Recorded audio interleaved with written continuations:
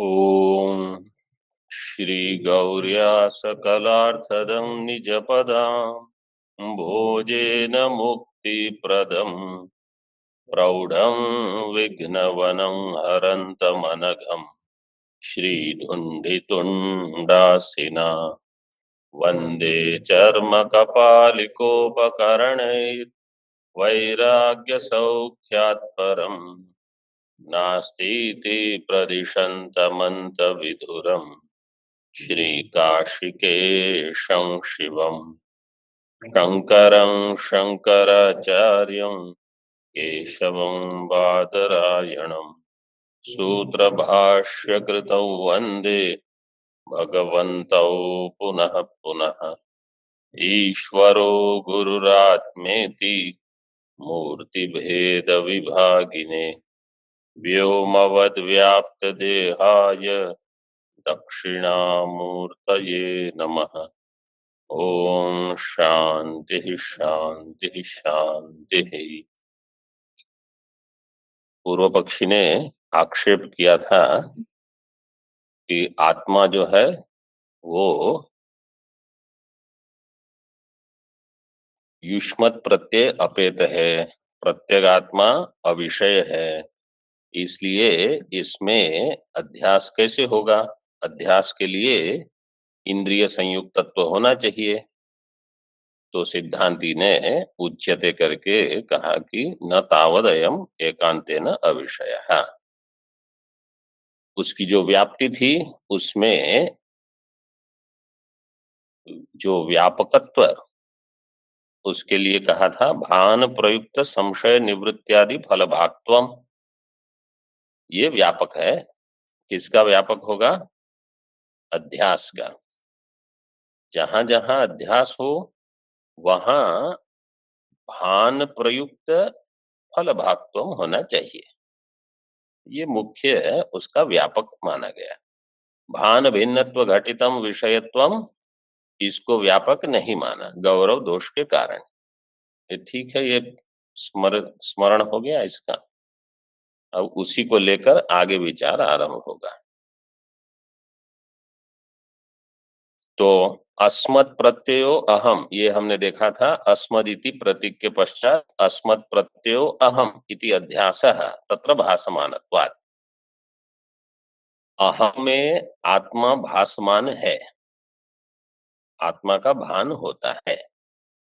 इस प्रकार से वहां अध्यास लिया ज्ञानाध्यास, ज्ञानाध्यास में आत्मा का भान होता है। एक दूसरा, अथवा अस्मद अर्थ है चिदात्मा। चिदात्मा में जो प्रतिबिंब है, चिदात्मा प्रतिबिंबितत्वेन यत्र प्रतीयते, चिदात्मा जहां प्रतिबिंब होकर भासता है अहंकार में, तत्र भासमानत्वात्। इस प्रकार से अर्थाध्यास, तो दोनों प्रकार से अर्थ करके यहाँ आत्मा भासमान है ये बता दिया। न च अध्यासे सति भासमानत्वं तस्मिन् सति सह इति परस्पर आश्रयः इति वाच्यम। पूर्व पक्ष कहेगा पहले अहंकार का अध्यास हुआ, इसके बाद आत्मा अहंकार में भासमान हुआ, अथवा पहले आत्मा भासमान हुआ फिर अहंकार का आत्मा के साथ अध्यास हुआ। दोनों एक दूसरे पर आश्रित है, इसलिए इनका परस्पर आश्रय है। नच को छोड़ दीजिए। अध्यासे सति भासमानत्वम, अध्यास हो तो आत्मा भासमान होगा, अध्यासे सति भासमान। तस्मिन् सति सह, तस्मिन् सति सह, तस्मिन् का क्या अर्थ है? भासमानत्वे सति। सह का अर्थ क्या होगा? अध्यास। अध्यास। भासमानत्वे सति, पहले कहा अध्यास सति भासमानत्वम, बाद में कहा भासमानत्वे सति अध्यास, तो ये परस्पर आश्रय हो जाएगा। परस्पर आश्रय। इति न च वाच्यम, सिद्धांत कहेगा ऐसे आपको नहीं कहना है। क्यों? क्योंकि ये बीजांकुर न्याय के जैसा है। कोई कहेगा बीज से अंकुर की उत्पत्ति हुई कि अंकुर से बीज की उत्पत्ति हुई, पहले ये बताओ। तो हम क्या कहेंगे? बीज क से अंकुर ख, ठीक है, बीज से अंकुर। अब इस अंकुर से अन्य बीज की उत्पत्ति होगी, उस बीज से अन्य अंकुर, मतलब जो पूर्व अंकुर था वही अंकुर जो इस बीज का उत्पत्ति का कारण था, उसकी उत्पत्ति हम नहीं मानते, अन्य अंकुर की उत्पत्ति मानते हैं। 4 नंबर टिप्पणी किसके ऊपर है? किसके ऊपर, किस शब्द के ऊपर टिप्पणी? अस्मदर्थ है चिदात्मा प्रतिबिंबित, प्रतिबिंबवाद का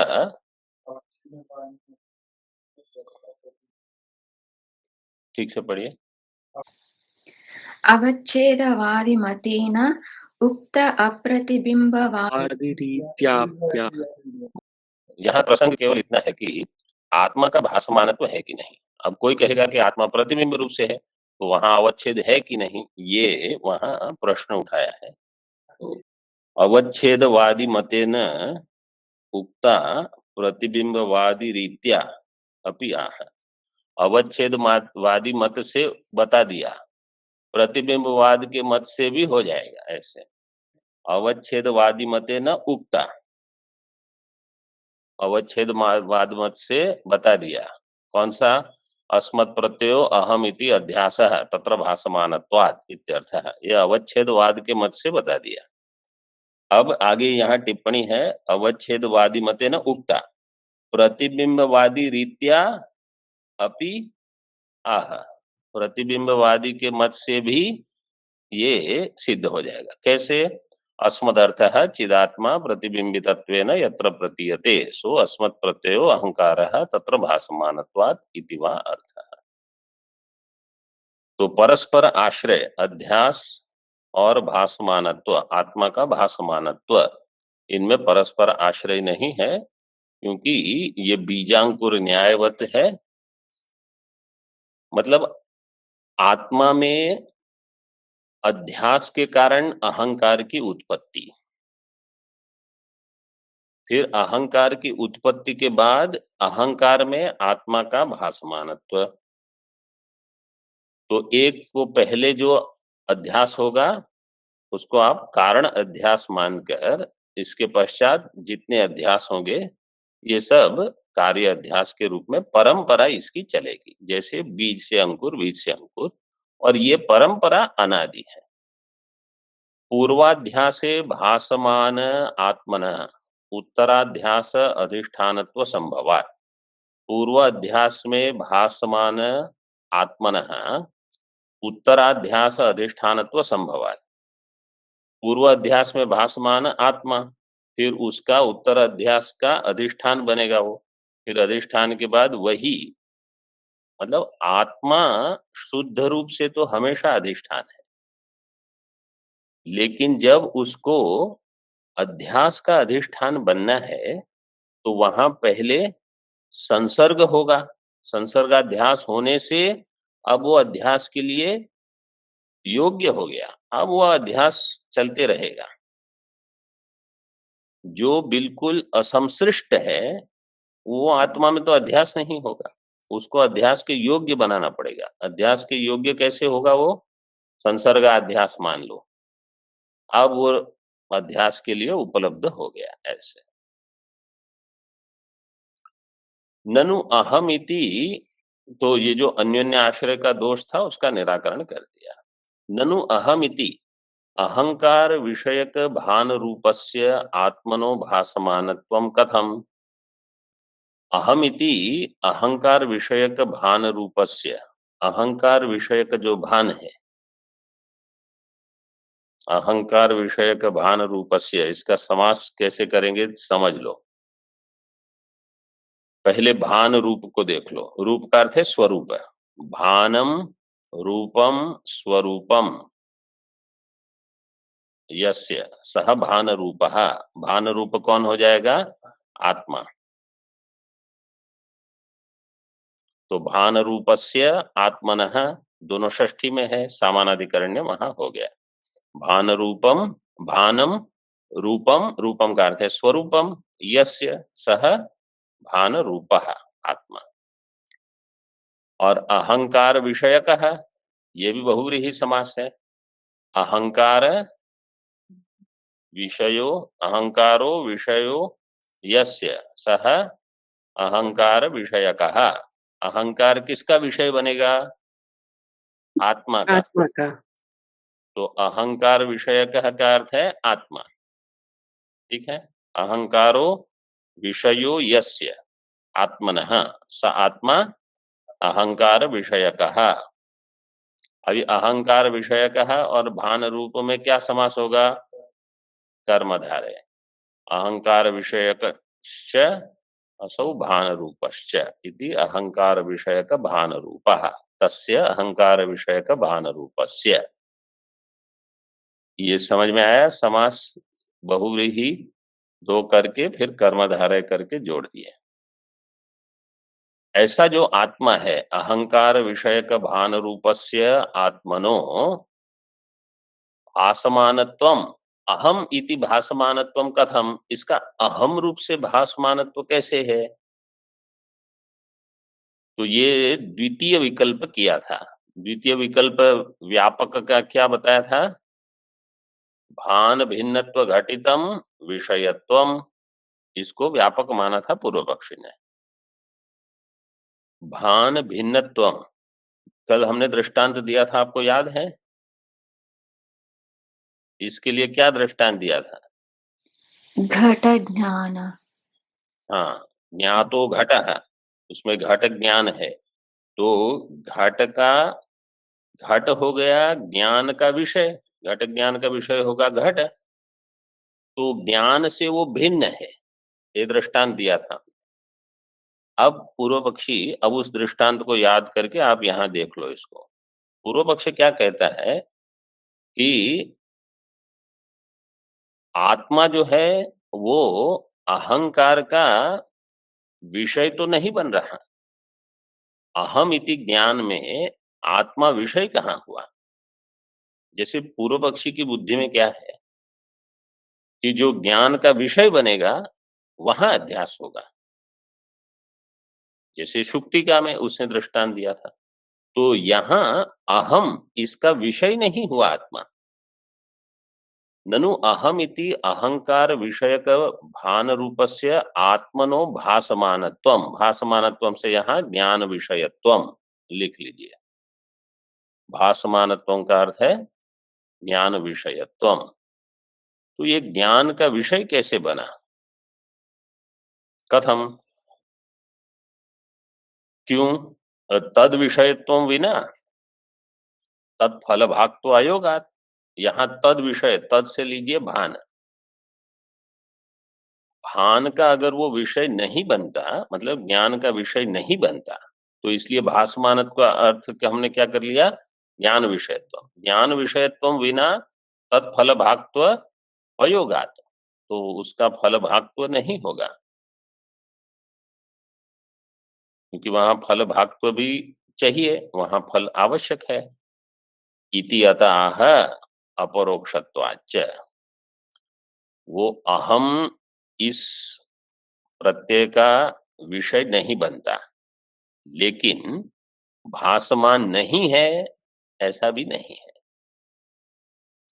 उसका ज्ञान होना चाहिए। तो पूर्व पक्ष क्या सोचता है कि जैसे घट का ज्ञान होता है, शुक्तिका का ज्ञान होता है, ऐसे आत्मा का ज्ञान होता है कि नहीं? बोले आत्मा अपरोक्ष है। अपरोक्षत्वाच्च, भाष्य में अपरोक्षत्वाच्च प्रत्यगात्म प्रसिद्धे है, आत्मा अपरोक्ष है। अपरोक्ष है और स्वयं प्रकाश है। देखिए आगे टीका में, च शब्द है शंका निरासार्थ है। च शब्द अपरोक्षत्वाच्च, वो चकार जो है वो शंका का निराश करने के लिए है। मतलब पूर्व पक्ष की जो शंका है कि आत्मा का भान अगर नहीं हुआ, मतलब वो ज्ञान का विषय नहीं बना, तो अध्यास वहां कैसे होगा? तो हम कहेंगे वो ज्ञान का विषय नहीं बनता, लेकिन वो ज्ञान स्वरूप है, इसलिए उसका ज्ञान हमेशा है, इसलिए वहां अध्यास हो सकता है। अब चाहे वो ज्ञान विषयत्व न हो, चाहे वो ज्ञान अपरोक्षत्व न हो, ज्ञान हुआ तो अध्यास हो सकता है। अज्ञात वस्तु में हम अध्यास नहीं मानते। इसका भान हो रहा है, क्योंकि अधिष्ठान का भान होना चाहिए। इदम अंश का भान होगा सुक्ति में, तभी अध्यास होगा। यहां हो रहा है।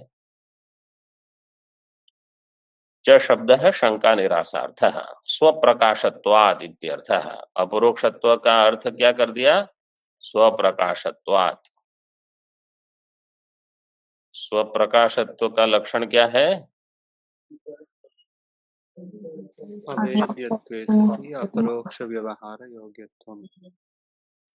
अवेद्यत्वे सति अपरोक्ष व्यवहार योग्यत्वम्, ये लक्षण है, ये हमेशा याद रखिए स्वप्रकाश का।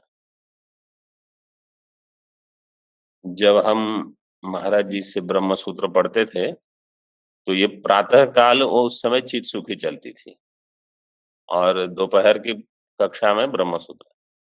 तो यही लक्षण प्रातः काल में भी चल रहा था। प्रश्न चित सुखी के यहाँ पर महाराज जी कर लेते थे कभी कभी। स्वप्रकाशत्वात्, देखो वहां लक्षण में क्या कहा है? अवेद्यत्वे सति, घट जो है वो स्वप्रकाश है कि नहीं? नहीं। नहीं है। क्यों? क्योंकि उसका जो लक्षण है वहां दिया है अवेद्यत्वे सति। घट कैसा है? वेद्य है, विषयत्वेन वेद्य है, इसलिए घट स्वयं प्रकाश नहीं होगा। और जो धर्माधर्मादि है, धर्म अधर्म वो अपरोक्ष व्यवहार के योग्य नहीं है, वो परोक्ष है, इसलिए वहां भी लक्षण नहीं जाएगा। कोई कहेगा धर्म अधर्म वेद्य है कि अवेद्य है? आगम से उनका ज्ञान हो जाता है, तो वेद्य भी है और अपरोक्ष व्यवहार योग्य भी नहीं है, वो तो परोक्ष है। तो आपको उसके वहां लक्षण जाए कि नहीं, उसकी क्या चिंता है? वहां तो दोनों ही नहीं है। एक की व्यावृत्ति के लिए एक विशेषण पर्याप्त होता है। तो वहां ऐसे विचार हुआ है कि, समझ में आया कि नहीं प्रश्न? पहले तो घट जो है वो तो वेद्य है, इसलिए वहां लक्षण नहीं जाएगा। धर्म अधर्म भी वेद्य है, आगम से वेद्य है, वेद से ही उसका ज्ञान होगा, तो वेद्य है, इसलिए वहां लक्षण नहीं जाएगा। तो और वो परोक्ष व्यवहार योग्य है। तो प्रश्न ये होगा कि जो वेद्यत्व है उसका अर्थ आप क्या करोगे? वृत्ति व्याप्ति की फल व्याप्ति?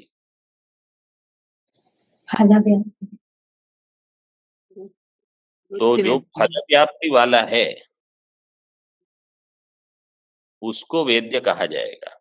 धर्म अधर्म जो है वो परोक्ष है कि अपरोक्ष है? परोक्ष है।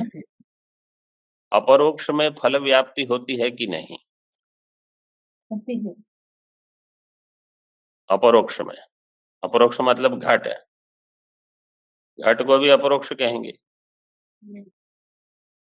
घट में फल व्याप्ति होगी, वृत्ति व्याप्ति फल व्याप्ति दोनों।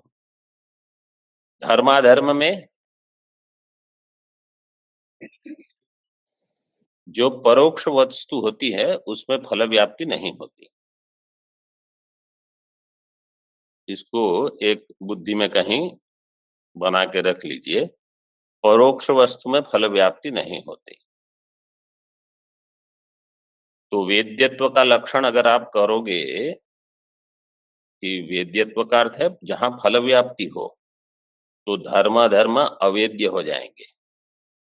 तो अवेद्यत्व सती इतना लक्षण वहां चला जाएगा, लेकिन वो अपरोक्ष व्यवहार के योग्य नहीं है।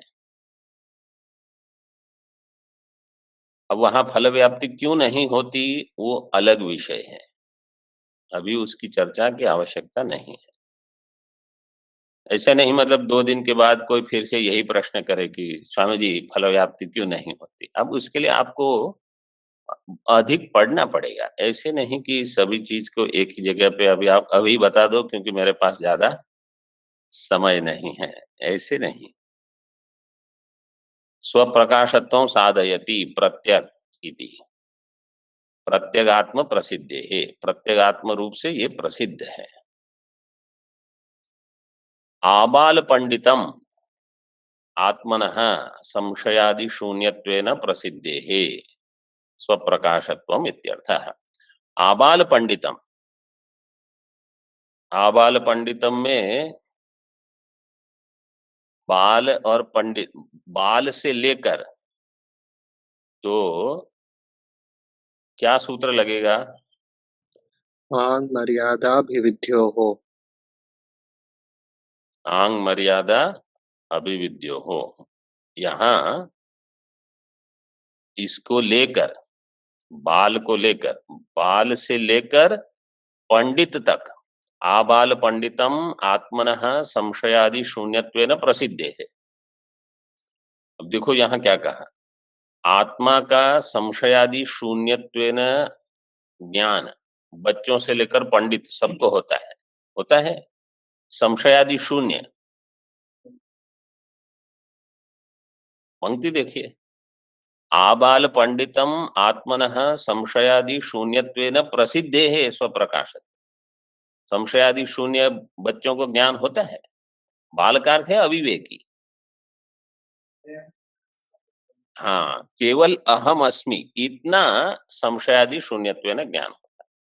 तो अहम ब्रह्म अस्मि ऐसे नहीं कहा, वो उसके लिए तो केवल जो साधन चतुष्टय से लेकर कर्म संन्यास पूर्वक श्रवण आदि करेंगे उनको होगा, ऐसे बताते हैं। आबाल पंडितम आत्मनः संशयादि शून्यत्वेन प्रसिद्धे स्वप्रकाशत्वम इत्यर्थः। अतः स्वप्रकाशत, ये समझ में आया कि नहीं? मैं आगे बढ़ते जाता हूँ। संशयादि का अर्थ यहाँ क्या है कि अहम अस्मि, इसमें किसी को संशय नहीं, बाल को भी नहीं, पंडित को भी नहीं, ऐसे। अतः स्वप्रकाशत्वेन भासमानत्वात् आत्मनो अध्यासाधिष्ठानत्वं संभवति इति भावः। इसलिए स्वप्रकाशत्वेन भासमानत्वात्, आत्मा स्वप्रकाश रूप से भासमान होने से अध्यास का अधिष्ठान वो हो जाएगा। अध्यास अधिष्ठानत्वं संभवति कस्य? आत्मनः, आत्मनः इति भावः। यदुक्तम अपरोक्ष अध्यास अधिष्ठानत्वस्य इंद्रिय संयुक्ततया ग्राह्यत्वम व्यापकम इति। पूर्व पक्ष ने व्यापक बताए थे, कितने बताए थे? 2। प्रथम क्या था उसमें? इंद्रिय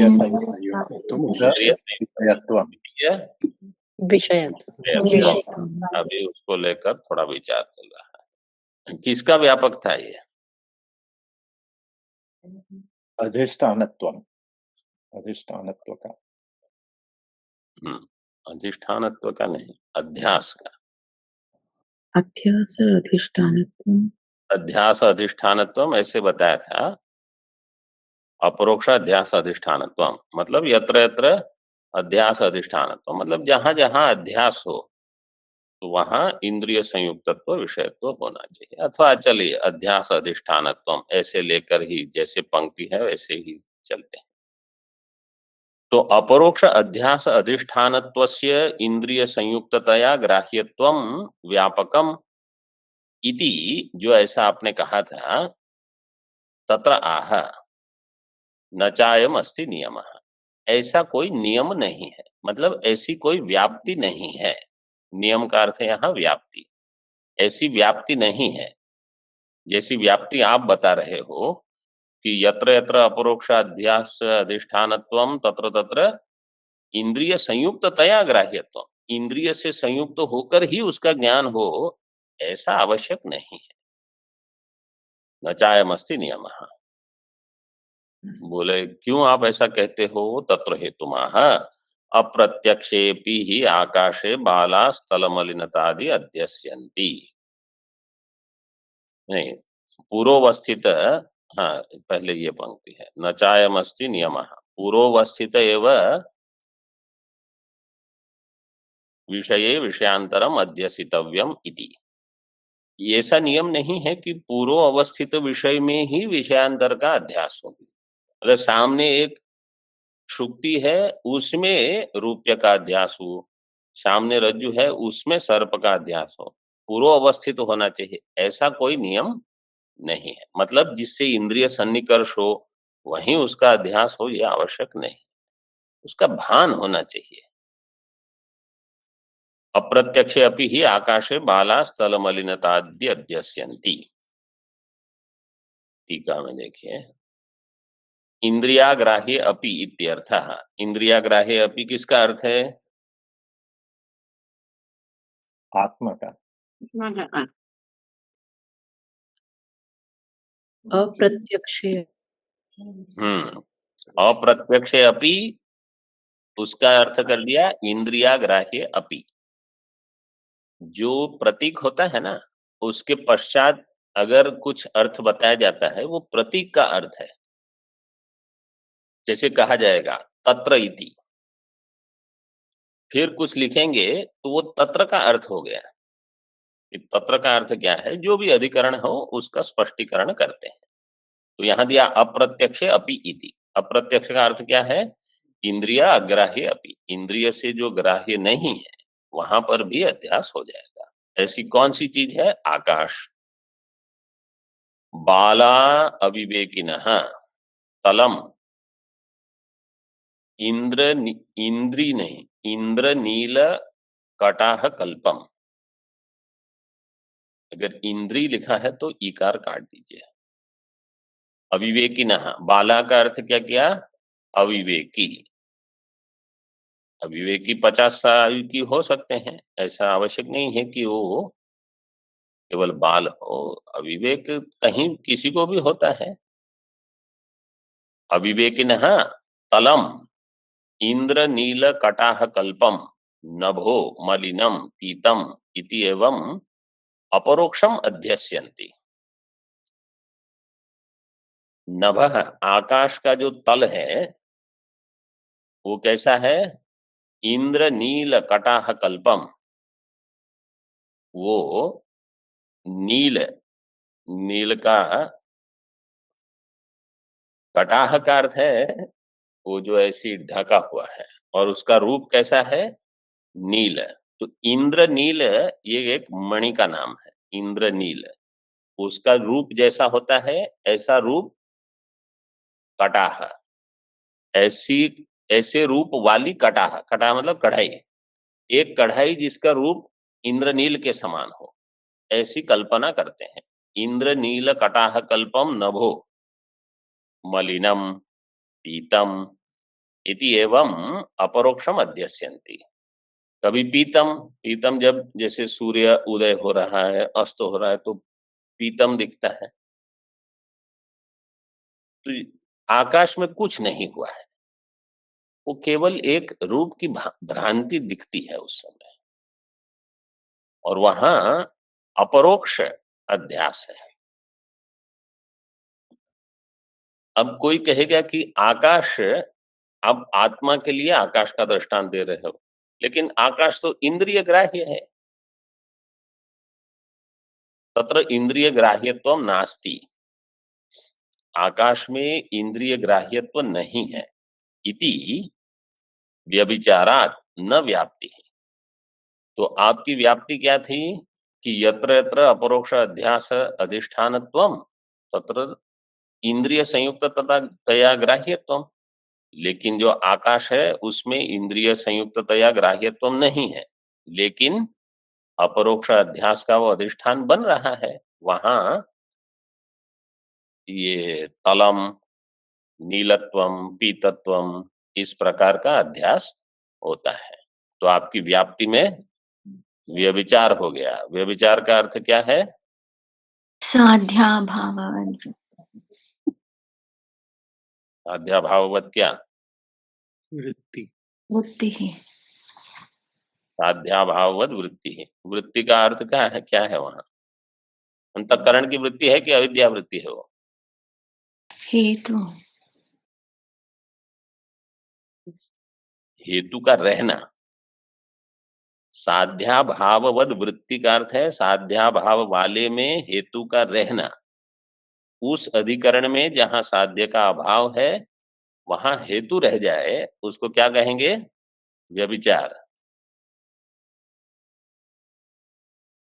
ठीक है। साध्याभाववद वृत्ति व्यभिचार। व्यभिचार होने से न व्याप्ति, वो व्याप्ति नहीं बनेगी क्योंकि उस व्याप्ति में व्यभिचार दिखा दिया। एतेन आत्मानात्मनोः सादृश्य अभावात् न अध्यास इति अपास्तम। ये दृष्टांत से और भी एक निराकरण हो गया। क्या निराकरण कर लिया? कि पूर्व पक्ष ने कहा था कि आत्मा अनात्मा के बीच अध्यास तो तब होगा जब इनमें सादृश्य होगा, और आप ही कहते हो कि ये अत्यंत विविक्तयो हो, तम प्रकाशवद विरुद्ध स्वभावयो हो, इनमें तो अध्यास हो नहीं सकता क्योंकि सादृश्य नहीं है। क्योंकि हमारा अनुभव है रज्जु में सर्प का अध्यास होता है क्योंकि इनमें सादृश्य है, लंबत्व है। शुक्ति में रजत का अध्यास होता है क्योंकि वहां चाकचिक्य है। आत्मा में अनात्मा का, अनात्मा में आत्मा का अध्यास संभव नहीं है क्योंकि सादृश्य नहीं है। तो सिद्धांति ने कह दिया कि आकाश में ये जो तल मलिनता आदि का अध्यास कर रहे हो वहां क्या सादृश्य है? कोई सादृश्य नहीं है, फिर भी अध्यास होता है। इसलिए अध्यास की सामग्री में सादृश्य एक आवश्यक वस्तु हो ये नहीं है। नील, एक पंक्ति देख लीजिए फिर और कुछ बताते हैं। नील नभसो हो तदभावे अपि अध्यास दर्शनात्। नील और नभः, नील नभसो हो द्विवचन है। हाँ,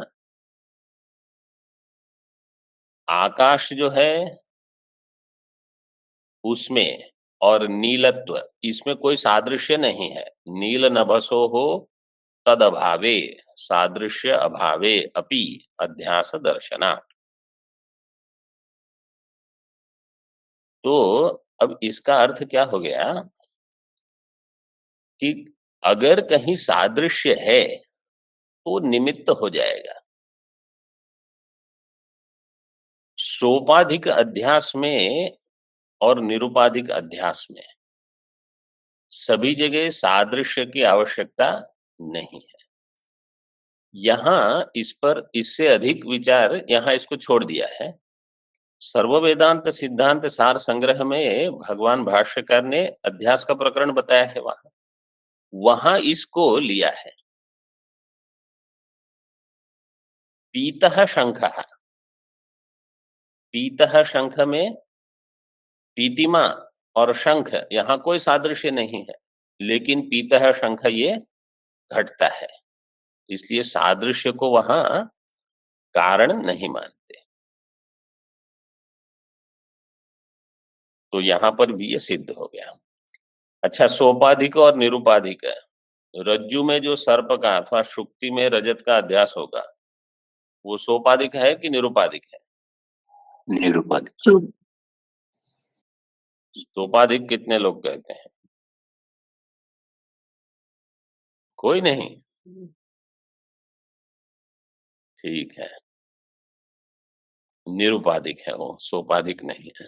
शुक्ति में रजत, रज्जु में सर्प, ये सब निरुपाधिक अध्यास के दृष्टांत है। वहां केवल अविद्या निमित्त है, उससे अध्यास हो जाता है। अब कोई प्रश्न कर रहा है कि आप कहते हो कि आकाश का इंद्रिय से प्रत्यक्ष नहीं होता, तो आप आकाश का प्रत्यक्ष मानते हो कि नहीं? तो हम मानते हैं, क्योंकि हमने कहा कि आकाश का प्रत्यक्ष हो रहा है और इंद्रिय ग्राह्य तो नहीं है। तो आकाश का भान कैसे हुआ? ये देखो अगली पंक्ति, सिद्धांते आलोकाकार चाक्षुष वृत्ति अभिव्यक्त साक्षी वेद्यत्वम नभसी इति ज्ञेयम। सिद्धांत में मतलब वेदांत सिद्धांत में आकाश को हम साक्षी वेद्य मानते हैं। साक्षी वेद्यत्वम नभसी, ये जितने हमारे मूल मूल सिद्धांत हैं, जिसको हम अन्यथा कहीं ग्रंथों में या तो पढ़ लेते हैं अथवा नहीं जिसका भान होता, आप समझ लो सब ब्रह्म सूत्र और उसके भाष्य टीकाओं में सब आपको मिल जाएगा।